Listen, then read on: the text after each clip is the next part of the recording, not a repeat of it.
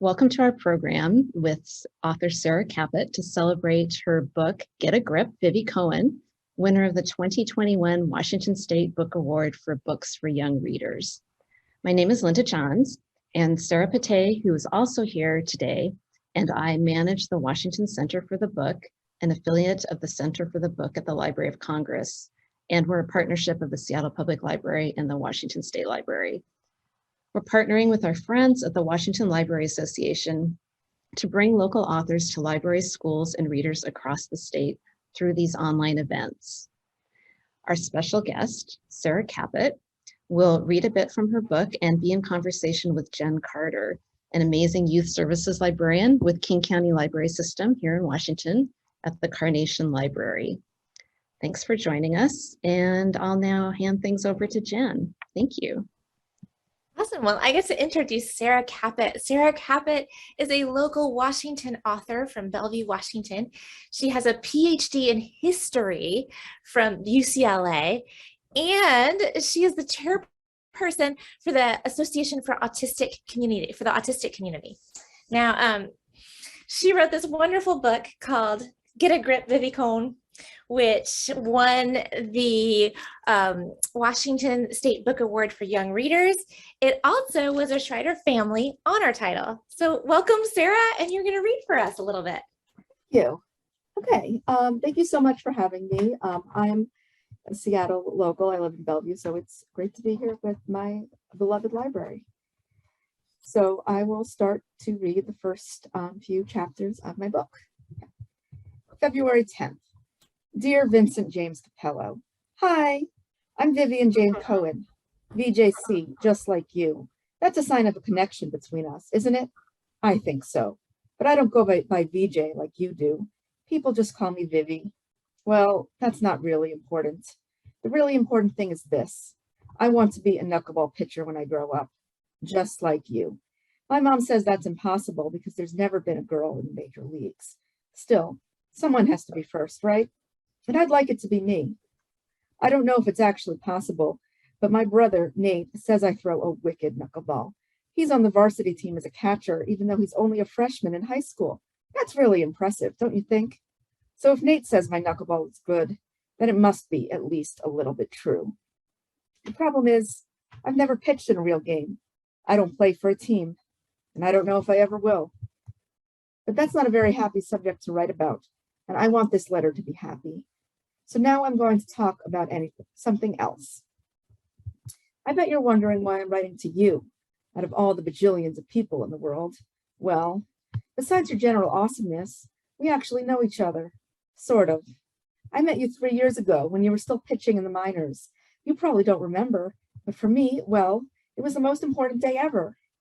Here's what happened. My family and I went to a California Tornadoes game for this social thingy, the Autism Foundation. I didn't like the game, loud and boring, which means not for me. The seat felt so sticky against my skin. I bounced up and down, even though Mom kept telling me, sit still, Vivi. Then we went into the clubhouse to meet the players. You weren't like the others.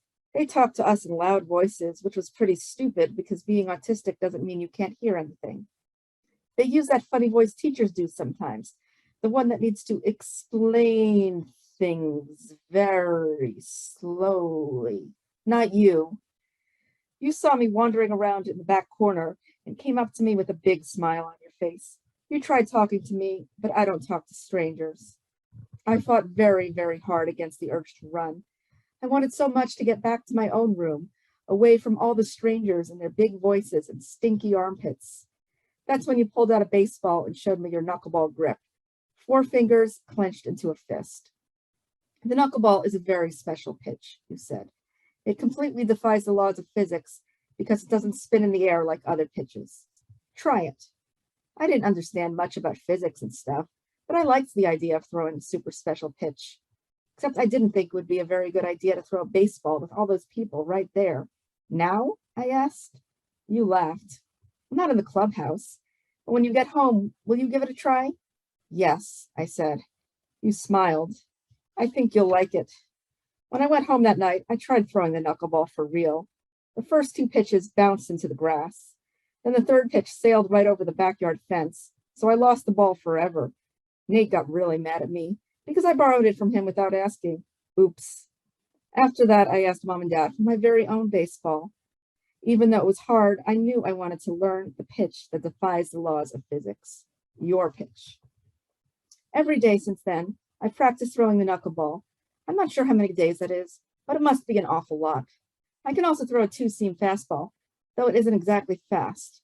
But I guess no one says they throw a two-seam sort of, but not really fastball, even if it is closer to the truth. I wish so much I could pitch for a real team, like in that movie where girls played baseball because all the boys were off fighting in World War II and stuff. But all that happened a really long time ago. In real life, girls don't play baseball, especially not autistic ones. I've asked about it 1,000,003 times, but Mom keeps saying I should play softball instead. No matter how many times I explain everything to her, she doesn't understand that it's harder to throw a knuckleball with a great big softball. Now, if I can't throw the knuckleball, I don't want to play. I'm writing to you because I need to write a letter to someone for my social skills group, and I chose you. My dad says it's okay. He's a big fan of yours too. To be completely honest, I don't understand the point of this assignment because everyone in the whole world uses email. Duh. But when I mentioned this fact to Sandra, the counselor who runs the group, she just let out a sound that sounded very not nice to my ears. Just do what you're told, Vivi, she said. Adults sure like saying that, don't they? And I want to be good, so I'm doing what I'm told, even though I don't entirely understand why I'm doing it. Oh, sorry. You're probably not very interested in Sandra, since you're a super famous pitcher and all. I mean, you've been an all-star twice, plus you won the Cy Young Award. You probably don't have time to read letters from 11-year-old girls at all. But I wanted to try anyway. It took a really long time for me to find an address on the official team website. Someone should fix that, in my opinion. Find it, and now I'm sending you a letter. Since we've met before, we're not strangers. Also, pitchers and catchers report to spring training today, and I wanted to wish you good luck. Not that you, of all people, need luck, of course, but I figured you're probably pretty down after what happened in the World Series last year. That must have been really hard. I know what it's like to mess things up. I wanted to tell you that even after what happened, you still have lots of fans like me who are rooting for you. My dad says it's our year, and I think he's right. Sincerely, Vivian Jane Cohen, also known as Vivi. P.S. Do you know why the knuckleball is called a knuckleball when you don't actually use your knuckles to throw it? Wouldn't it make more sense to call it a fingertip ball? February 14th. Dear VJ, is it okay if I call you VJ?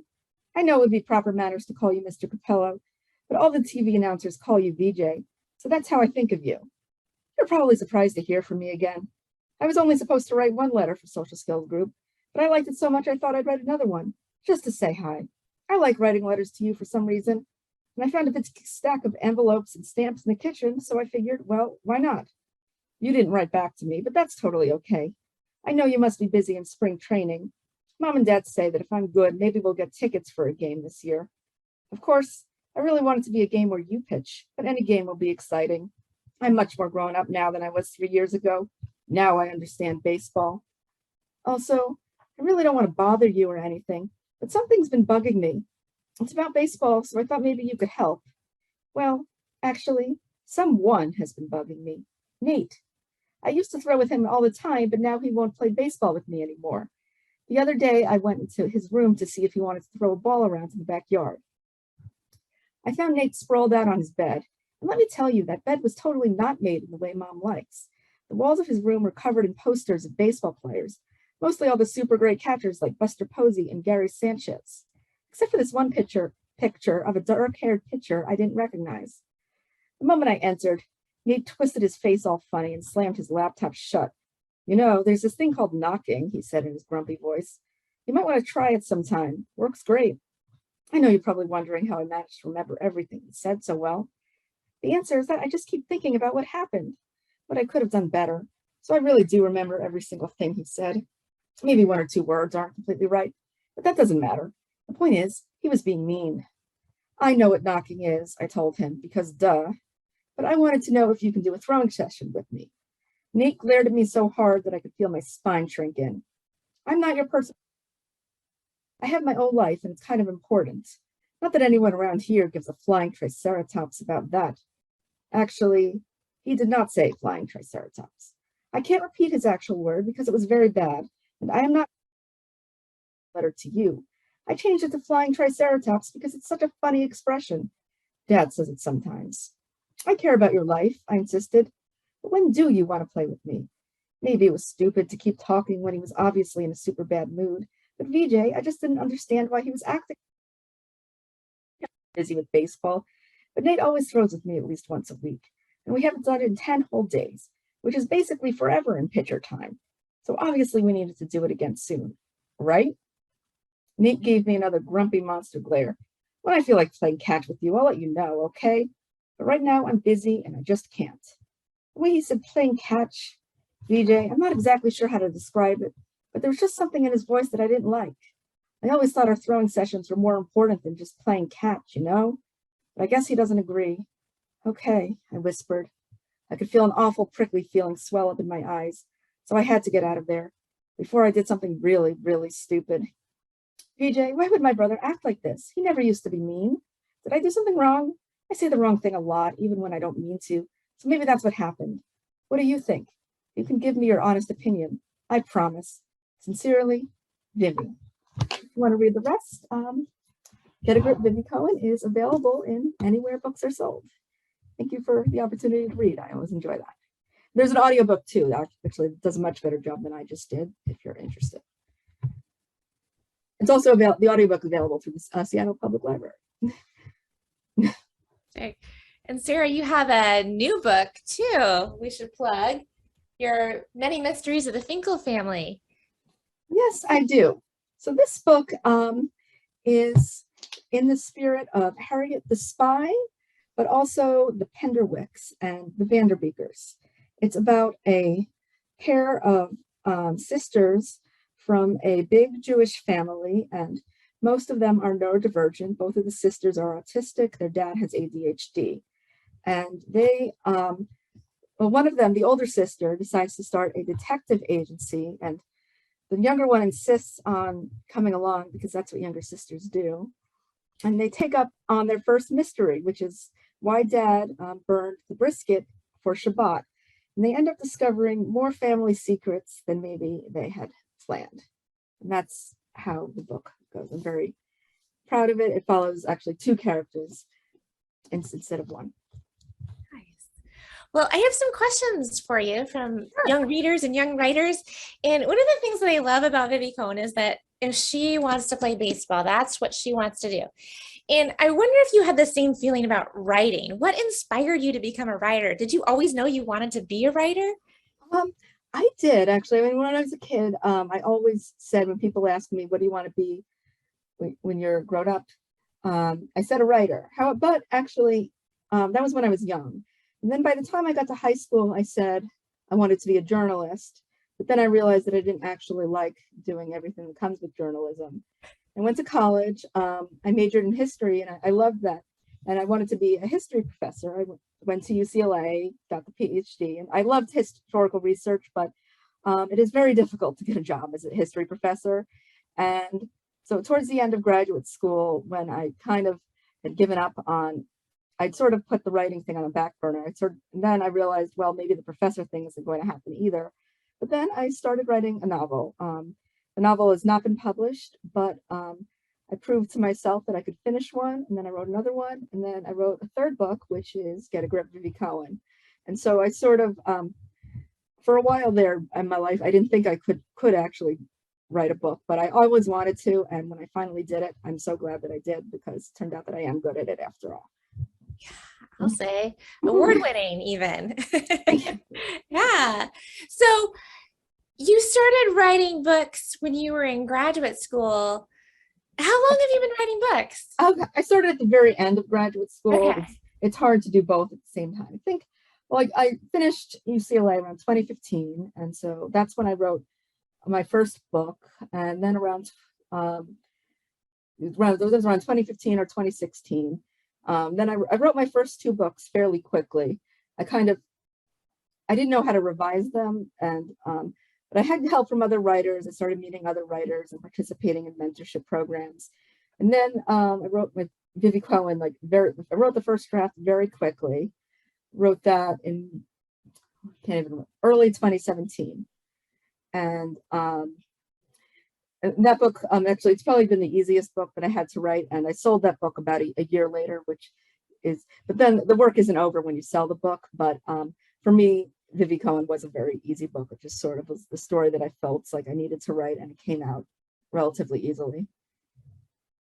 That's awesome. So is there anything in the, like, I know a lot of writers write from stories from their life. Does Vivi Cohen or the Finkel family, do you write from your life? Are you inspired? I say yes and no. I think I use inspiration from my life. I think most of my characters are versions of me to an extent, but they're different. I kind of turn up some personality traits and turn down others. I always say, people ask, well, is Vivi like you? And I say no, because she's nicer. And it's true that she's a sweetheart, and I'm not always. So there are some things we have in common, like it's a small thing, but at one point she struggles with running in a straight line, because she always just ran crookedly, and that's from my life. I played soccer badly when I was a kid, and I was bad at running, and my coach realized that one of the reasons why I'm a very kind coach, I appreciate him, is that I just like naturally, other people just naturally run straight, and I don't. I have to like concentrate on and I just concentrate on walking straight too, honestly. And so that little detail and other things were put in, like and things like with the Finkel family. It's a book about sisters, and I do have a sister, although we're very different than Laura and Caroline, the protagonists of this. But it just naturally, I didn't even realize that that's what I was writing. But I sort of like naturally, I understood, like, this is the older sister and I'm the older sister. So I understood her. And then actually, I was trying to figure out the younger sister. It was something that Emily, my younger sister, said to me that helped me to figure it out. And so, yes, it is from my life, but I try to transform it. And I don't, I don't want people who know me to read the book and be like, oh, that's me in there. Although actually my sister does insist that she's like one of the characters in Vivi. So maybe I do it by accident anyway. Yeah. Well, it seems like a lot of your characters are neurodivergent yes, or autistic. Yeah. So what's your own experience with neurodiversity, and how does that play into your writing? Well, I've been involved with the neurodiversity movement for a very long time. I think I was diagnosed as being on the spectrum when I was at the end of high school. And a few years after that, I started meeting people in the community. And even today, a lot of my best friends are people in the autistic community. That's how I met my husband. And it's been an important part of my life. I've been involved with several organizations. I'm currently on the board of the Autistic Self-Advocacy Network, which is the premier organization in the United States for autistic people in terms of political advocacy. And so I wanted to kind of bring that to my writing. And I think with Vivi Cohen and my other books, I did, and I'm really proud of that, because when I was starting out, there were some books with autistic characters, but a lot of them just didn't ring true to me. And now I think there are a lot more. There's Planet Earth is Blue. There's some great books coming out this year. One of them is The View from the Very Best House in Town. It comes out in a few weeks. I'm very excited about that. I read the book when it was still in progress, but I think that's sort of new, that oftentimes in the past, good books with autistic characters were sort of hard to come by. And so I'm glad to be kind of part of the change. Yeah, and I love that Vivi Cohen is the protagonist. Yeah, like she's not some sidekick. And also, I feel like she, her character really busts some myths about autistic people, and that she wants to play sports, and she wants to be social, and wants to do all these things. So I love that about her character. So one of the questions I have, you kind of touched on it a bit, but I want to know more about your process of writing.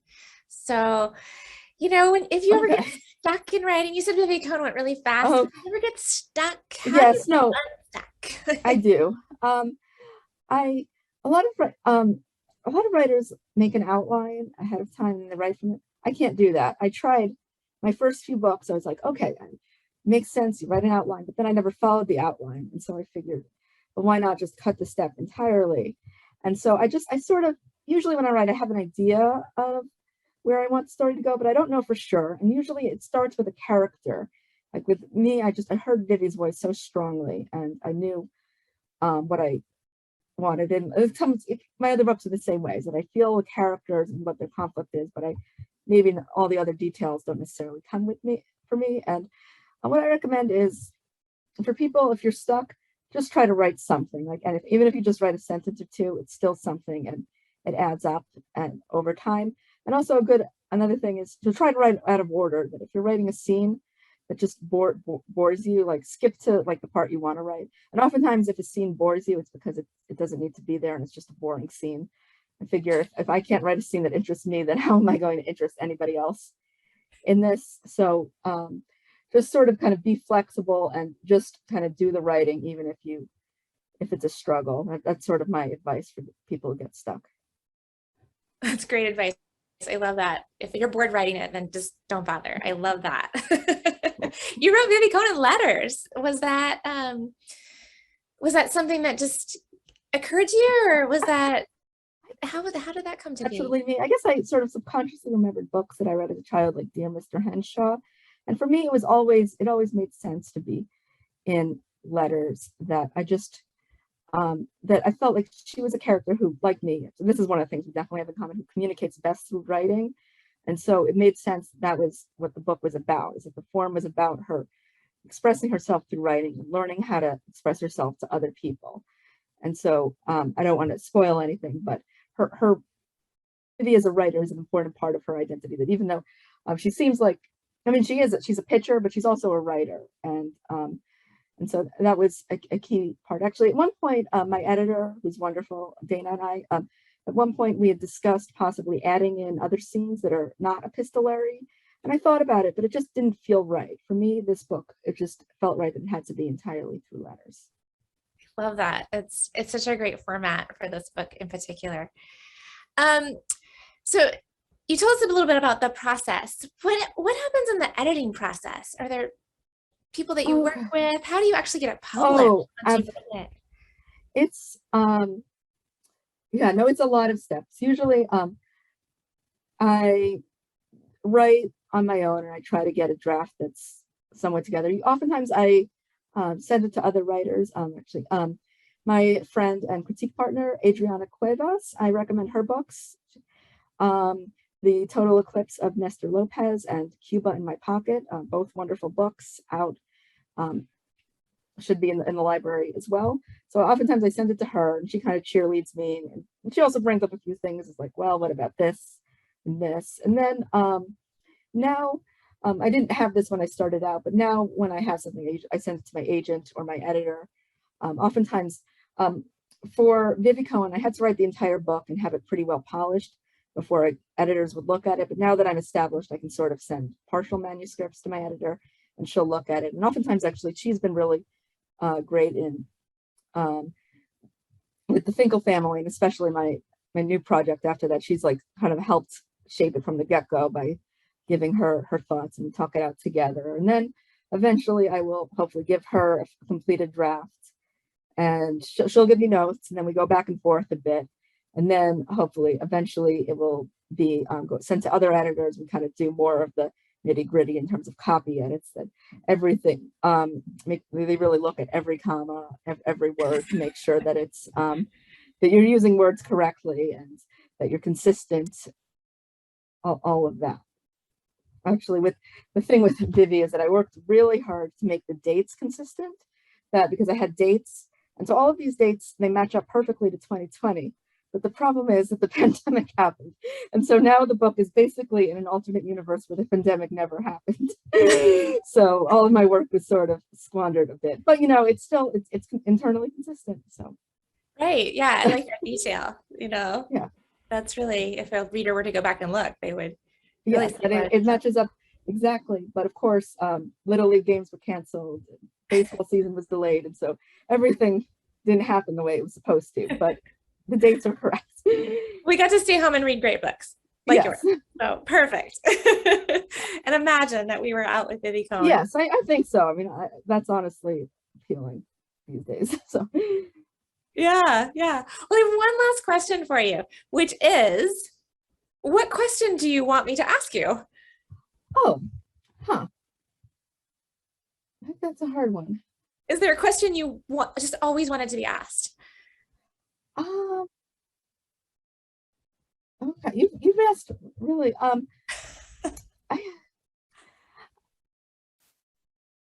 um,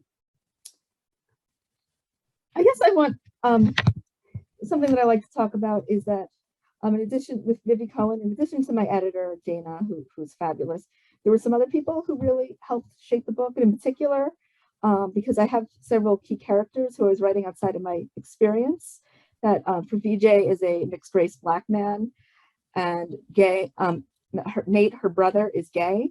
And so for those, I really wanted to go to outside people. And I had two readers who are both thanked in the acknowledgements, and they really made the book so much better. And so I always want to shout out them, and because working with them really helped make the book better. And I'm so glad that I got that opportunity.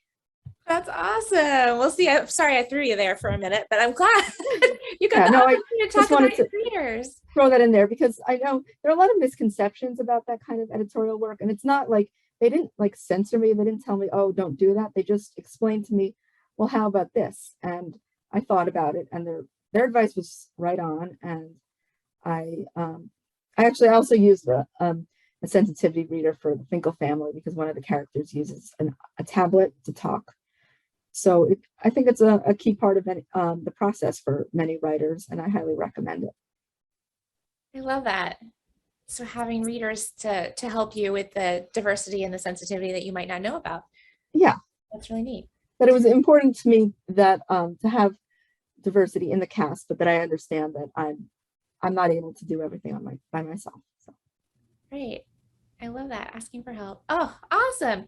Well, that's all the questions I have for today. And everybody out there, if you haven't read Get a Grip, Vivi Cohen, pick it up. If you've already read it, then pick up the next one. Sarah, is there going to be another one after this? Is there going to be more Finkel family? Not more in that universe, most likely. Okay. It's always possible to get a sequel, but it's sort of out of my control. But there will be other books from me that hopefully you will see soon. You can follow me on social media at Sarah Caput on Twitter mostly, and my website is at www.sarahcaput.com, and I will be announcing things about future books there hopefully soon. So. Can't wait to see them. Thank you, Sarah. Yeah. Thank you, Sarah and Jen both. Sarah, it was truly delightful to hear you read. I know you mentioned that the book is also on audio, but what a treat to hear the words you wrote, to hear that you actually read them. So thank you so much for taking the time to do that. It was really special. I also want to thank you for the work you do in the neurodiversity community. And it sounds like your writing community seems like you have really strong connections with other writers, and it was interesting to hear about the publishing process and the critique process and authenticity readers. So thank you for sharing so much. And lastly, congratulations again on winning the Washington State Book Award. And thank you. I'm saying a thank you a lot, but really we're so grateful to you. Thanks for your ongoing support of libraries. And one last plug for libraries. That's where those of you who are with us today can get copies of Get a Grip, Vivi Cohen, and The Many Mysteries of the Finkel Family. And thank you to both of you for being here today. We really appreciate it. Sure. Happy reading. Thanks, Linda. This was so much fun.